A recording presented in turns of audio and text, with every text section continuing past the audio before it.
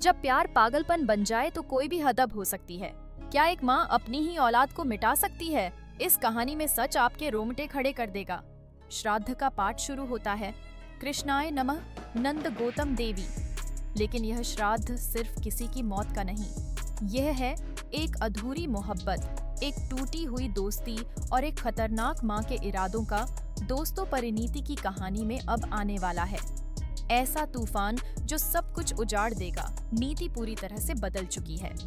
जिस बेटी को वह खुद जन्म देती है उसका नाम निशा रखती है और उसी वक्त परी की बेटी को मार डालने की प्लानिंग कर रही है, क्योंकि अब नीति चाहती है कि परी की कोई भी निशानी इस दुनिया में ना बचे। लेकिन असली झटका तब लगता है जब नीति संजू को अपनी बेटी की खबर देती है और संजू एकदम ठंडा रिएक्शन देता है।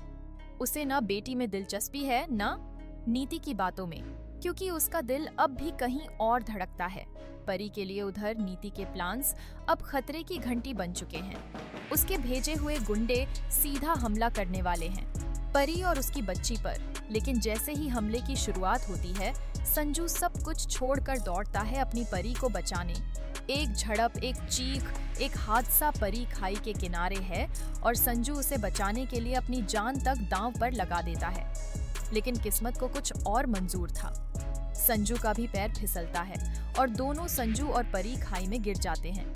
और यहीं पर सबसे बड़ा ट्विस्ट, नीति को जब खबर मिलती है कि परी मर चुकी है, वो जश्न मनाने लगती है। लेकिन तभी दूसरा धक्का, संजू भी अब इस दुनिया में नहीं रहा। अब नीति टूट जाती है, रोती है, कहती है कि उसने कभी नहीं चाहा था कि संजू उसे छोड़कर चला जाए। लेकिन क्या सच में क्या यह ऐसा प्यार था या जुनून? लेकिन कहानी यहीं खत्म नहीं होती। सबसे बड़ा रहस्य यह है कि परी की बेटी प्रीत अभी भी जिंदा है। अब सवाल उठता है, क्या नीति प्रीत को अपनाएगी या उसकी हिंदी ऑटो जनरेटेड